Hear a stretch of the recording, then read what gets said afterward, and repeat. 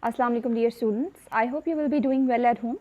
So this is our new lecture for class 7th. As in the previous lecture, we had done the exercise of the chapter Black Beauty. Actually, one of the question is still remaining. So we'll definitely complete it first and then we'll start a new chapter, which is the story of invitation. So let's begin with the last question of the exercise. Bismillahirrahmanirrahim. So here's the last question of the exercise, which is actually the part 2. वो कहता है जी use each of the following in sentences of your own. First use them as phrasal verbs and then in their literal sense. Okay जी, तो हमारे पास ये 6 words दिए गए नीचे, जैसे कि get by, get through, fall through, look into, bring up और stand in. हमने क्या करना है कि हर word के दो अलग अलग sentences बनाने हैं. एक उसका literal meaning देना चाहिए, यानी कि, और दूसरा जो है वो phrasal verb देना चाहिए. मतलब ये कि हमारे पास ये जो लफ्ज़ हैं, अगर मिसाल के तौर पे पहला लफ्ज़ है गेट बाय, तो हमने इसका जो वर्ड टू वर्ड मीनिंग बनता है उसका एक सेंटेंस बनाना है.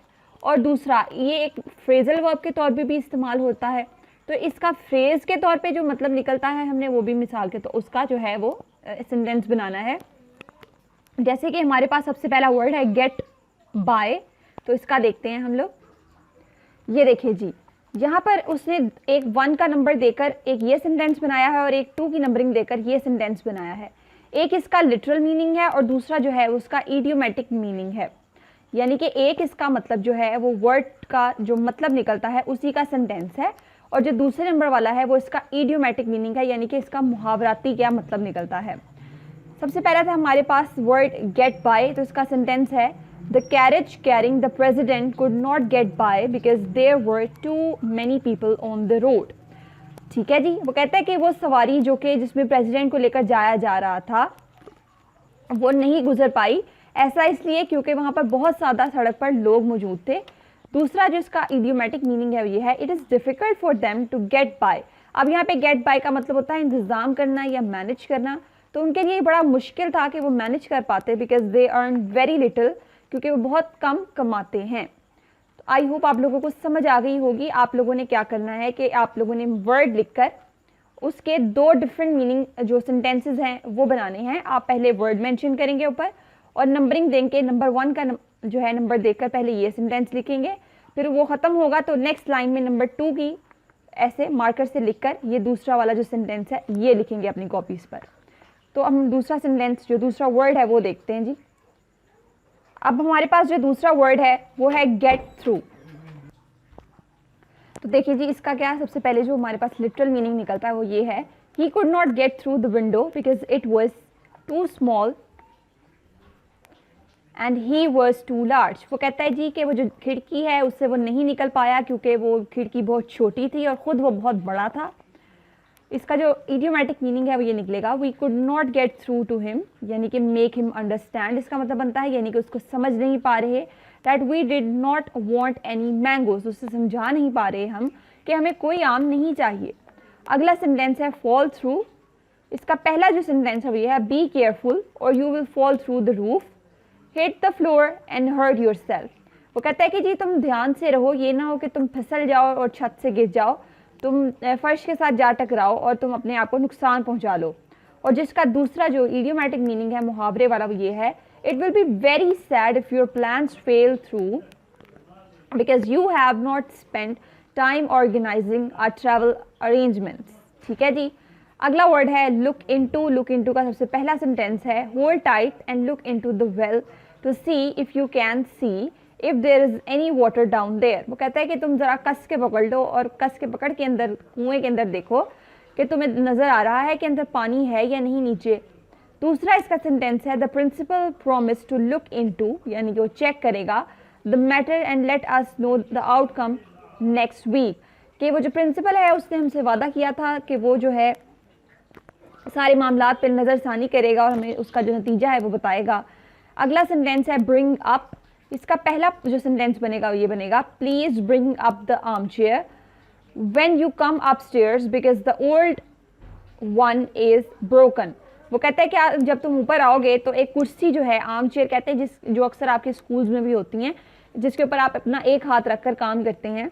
तो वो कहते हैं क्या तुम ऊपर आते हुए ये वाली एक कुर्सी ले आओगे ऊपर, क्योंकि जो पुरानी वाली है वो टूट चुकी है. इसका दूसरा सेंटेंस बनेगा दे ब्रिंग अप, यानी कि उन्होंने बड़ा किया, रेस किया देयर चिल्ड्रन, अपने बच्चों को, in the most strange fashion, बहुत ही अजीब किस्म के फैशन के अंदर। अगला सेंटेंस है स्टैंड इन। इसका पहला पार्ट बनेगा the teacher asked the boy to stand in the corner of the room. Teacher ने बच्चे से कहा कि तुम कमरे के कॉर्नर पर खड़े रहो till he had some time to consider his behaviour, जब तक उसे इतना वक्त ना लग जाए कि उस समझ पाए कि उसने क्या हरकत की है, यानी कि उसे अपनी हरकत पर शर्मिंदगी ना हो, तब तक तुम वहीं खड़े रहो। इसका पार्ट 2 है we must find someone to stand in, यानी कि रिप्लेस करना किसी को किसी जगह किसी के साथ। तो कहते हैं हमें कोई ऐसा ढूंढना चाहिए कि जिसको हम रिप्लेस कर दें उसकी जगह पर। फॉर माजिद की जगह पर who has broken his finger, जिसने अपनी उंगली तुड़वा ली है, and can not bat for the team on Sunday, और इतवार के दिन जो है वो हमारी टीम के लिए नहीं खेल सकता। तो ये आप लोग देख लीजिए sentences. All right, so now after completing the exercise of the previous chapter, let's move on to the new chapter, which is the story of an invitation. इसका मतलब है कि एक जो है इनविटेशन की कहानी जो है, यानी कि किसी ने आपको इनवाइट किया और उसकी कहानी क्या होती है उसके पीछे। तो इस स्टोरी के अंदर क्या है हम वो पढ़ने लगे हैं, ठीक है। तो इस स्टोरी को डिटेल में पढ़ने की बजाय मैं आपको इसकी समरी है, जो स्टोरी है उसको बता देती हूँ। तो इसमें होता ये है दरअसल कि ये कहानी जो है ये 2 लड़कियों के ऊपर बेस करती है। एक का नाम होता है बर्था और दूसरी का जो नाम होता है उसका नाम होता है grace. I am repeating my words, this story is actually based upon 2 different girls. एक का नाम है बर्था और दूसरी का नाम है ग्रेस। अब जो बर्था है वो अपनी क्लास की बहुत ही मशहूर लड़की है। ऐसा इसलिए है क्योंकि वो बहुत अच्छा पढ़ने वाली है, कॉन्फिडेंट है, इस वजह से वो पॉपुलर भी बहुत ज़्यादा है अपनी क्लास में, और जितनी भी टीचर्स हैं वो उसको बहुत पसंद करती हैं। अपनी क्लास के एक बेस्ट स्टूडेंट जो है उसको समझती हैं। उसके दूसरी जानिब जो ग्रेस है वो भी एक अच्छी लड़की है, लेकिन मसला ये है कि वो बहुत शर्मीली है, सीरियस रहने वाली है, यानी संजीदा मिजाज की है। ऐसा इस वजह से है क्योंकि उसकी जो फैमिली है वो नहीं है, वो अकेली जो है वो रहती है। अब क्या होता है कि जब वो क्लास में इकट्ठे पढ़ते हैं तो दोनों जो हैं दोनों की आपस में बड़ी अच्छी दोस्ती हो जाती है। एक बहुत ही कॉन्फिडेंट है और दूसरी बहुत संजीदा है, लेकिन दोनों की जो दोस्ती है वो बहुत बाकमाल होती है। जब क्लास ख़त्म हो जाती है, यानी उनकी जो क्लासेस हैं वो बिल्कुल एंड हो जाती हैं, तब तक उनकी जो दोस्ती है वो बहुत और ज़्यादा जो है वो अच्छी हो चुकी होती है। अब जब क्लास ख़त्म होती है तो अब हर किसी ने डिसाइड करना होता है कि वो अब छुट्टियों में जो है वो क्या करेगा। तो जो बर्था है वो डिसाइड करती है, क्योंकि उसकी जो एक आंटी हैं जिनका नाम जो है वो मैग होता है, आंट मैग, वो उसको इनवाइट करती हैं, यानी कि उसको कहती हैं कि तुम मेरे पास आ जाओ, मैं तुम्हें लेकर वेकेशन पर चलती हूँ, तो हम बहुत इन्जॉय करेंगे। और बर्था इस तरह क्या होता है कि अपनी उस आंट जो मैग है उसके साथ सैर के लिए चली जाती है। दूसरी तरफ क्योंकि ग्रेस के पास कोई फैमिली मेम्बर नहीं है और इसके अलावा उसको अपना ख़र्चा खुद उठाना पड़ता है, तो वो अपनी छुट्टियों का इस्तेमाल क्या करती है कि वो एक बुक स्टोर के ऊपर जो है वो काम करना शुरू कर देती है, ताकि एक तो उसकी अर्निंग हो जाए, दूसरा उसकी छुट्टियां भी गुजर जाएं। अब जो बर्था है, जब उसे पता चलता है कि ग्रेस जो है इस तरह अपनी छुट्टियाँ जो है वो बुक स्टोर पर काम करके गुजार रही है, उसकी कोई फैमिली मेम्बर नहीं है, वो क्या करती है कि वो ग्रेस को इनवाइट करती है, उसको कहती है कि तुम सब कुछ छोड़ो, तुम अपनी छुट्टियां इतनी बोरिंग गुजार रही हो, तुम मेरे साथ यहाँ पे, मैं अपनी आंटी के साथ रह रही हूँ, तुम यहाँ आ जाओ, हम दोनों मिलकर बहुत इन्जॉय करेंगे। तो इस तरह वो उसको इनवाइट करती है अपने पास, और वो अपनी सारी छुट्टियाँ जो है वो आंट मैग के पास दोनों मिलकर गुजारते हैं, और ये जो है इस तरह वो बहुत ज़्यादा इन्जॉय भी करते हैं। और इस तरह क्या होता है एट द एंड जो ग्रेस है उसको अपनी फैमिली भी एक तरह से मिल जाती है। So this was the story of this chapter. Now let's move on to the exercise of this chapter. Alright, so now let's see the words meaning of the chapter. The first one is bankrupt, completely without money, financially ruined. यानी bankrupt कहते हैं कि जो बहुत ज़्यादा मकरूज़ हो जाता है, जिसके पास एक पेनी भी नहीं होती, मज़ीद खर्चने को बहुत ज़्यादा मकरूज़ होता है वो। कैरमल कहते हैं a smooth chewy candy, जो कि अक्सर आप चॉकलेट्स के अंदर देखते हैं। Commencement, a ceremony at which academic degrees are conferred on successful students. Commencement कहते हैं ऐसा फंक्शन जिसमें जो कामयाबी हासिल की होती है बच्चों ने, उनको प्राइजेस बांटे जाते हैं। Condemn कहते हैं to express strong disapproval of. Condemn कहते हैं कि किसी बहुत ही बड़े, अगर आपके पास इल्ज़ाम लगा है तो आप उससे बिल्कुल मुकर गए हैं, किसी चीज़ से मुकर जाना वो कंडेम है। कोर्डियल कहते हैं warm, sincere and friendly. Dartmouth कहते हैं अ city in Nova Scotia, Canada. अब वो कहते हैं कि कनाडा के अंदर जो है एक जगह का नाम है शहर के, डार्टमाउथ कहते हैं उससे। डिप्लोमेटिकली कहते हैं ट्रैक्टफुली या सेंसिटिवली, यानी कि आपने दो अलग अलग बयान दे दिए मौके को, एक सिचुएशन से बेसिकली बाहर आने के लिए। अक्सर ऐसा होता है कि आप एक ऐसी सिचुएशन में फंस जाते हैं जिसमें आप डायरेक्ट येस और नो नहीं कह सकते, तो अक्सर आप लोगों ने पॉलिटिशियंस को कहते हुए सुना होगा कि नो कमेंट्स, या वो बिल्कुल ही डिप्लोमेटिक सा और अलग सा जवाब देते हैं, तो वो सिचुएशन से बाहर आने के लिए देते हैं, तो वो ये होता है। दीवान कहते हैं अलोंग बैकलेस सोफ़ा, ऐसा सोफ़ा जिसकी बैक नहीं होती, बिल्कुल सीट ही होती है सिर्फ, उसको दीवान कहते हैं। अक्सर आप लोगों ने देखा होगा फिल्म्स में, मूवीज़ के अंदर एक आप अक्सर घरों में भी होता है जिसके दो तरफ जो है वो तकिए से रखे गए होते हैं और उसकी बैक नहीं होती, बिल्कुल शाही सा वो सोफ़ा होता है। ऑलराइट, सो उसके बाद है हमारे पास donut, a small ring shaped like cake. वो कहता है कि एक छोटा सा केक गोल सा दायरे की तरह का होता है जिसके दरमियान में सुराख होता है, अक्सर आप लोग खाते भी हैं। ड्रजरी कहते हैं टाइडियसनेस और अनप्लेजेंटनेस ऑफ वर्क। वो कहते हैं कि काम बहुत गंदा गंदा करना। गैलर कहते हैं इन ग्रेट नंबर्स, बहुत ज़्यादा तादाद में। ग्रेव कहते हैं dignified and sombre in conduct और कैरेक्टर। वो कहते हैं कि एक शख्सियत होती है अक्सर औकात लोगों की जो बहुत सोबर होते हैं, उसको ग्रेव कहते हैं। मिन्स पाई कहते हैं small round pi with mince feeling, छोटा जो पाई होता है ये एक रेसिपी है, बेसिकली डिश है। मॉर्निंग कहते हैं to show grief of the dead. वो कहता है कि किसी की मौत का दुख मनाने के लिए या सदमा मनाने के लिए जो चीज़ एक फीलिंग को शो किया जाता है उससे मॉर्न कहते हैं, सदमे को। पाउंड केक कहते हैं टाइप ऑफ केक। प्रोवर्बियल कहते हैं of the nature of a proverb, widely referred, famous. वो कहते हैं कि अक्सर लोग ऐसे अल्फाज इस्तेमाल करते हैं, ऐसे जुमले इस्तेमाल करते हैं जो बहुत मशहूर होते हैं। सॉलमनली कहते हैं कि अर्नेस्टली, सीरियसली और सोबरली, बहुत ज़्यादा सोबर मिजाज, सीरियस मिजाज रहना। ट्राइंग कहते हैं कोशिश करना।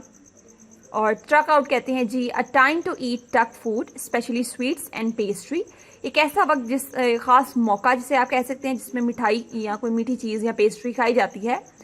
विशफुली कहते हैं बड़े फिक्रमंदी के साथ, अफसरदगी के साथ। Sadly with yearning. उसके बाद हमारे ये कुछ सेंटेंसेस हैं। सबसे पहला है grave, she remain beside the grave for a while silently pray. ये कब्र को कह रहा है, वो कहता है कि वो जो है कब्र के एक तरफ जो है खड़ी रही खामोशी से और दुआ करती रही। बैंकरप्ट कहते हैं जी जो बहुत ज़्यादा मकरूज हो। एट द टाइम और at that time the government had been bankrupt foreign countries. Condemn कहते हैं मुकर जाना, don't condemn him before you hear the evidence.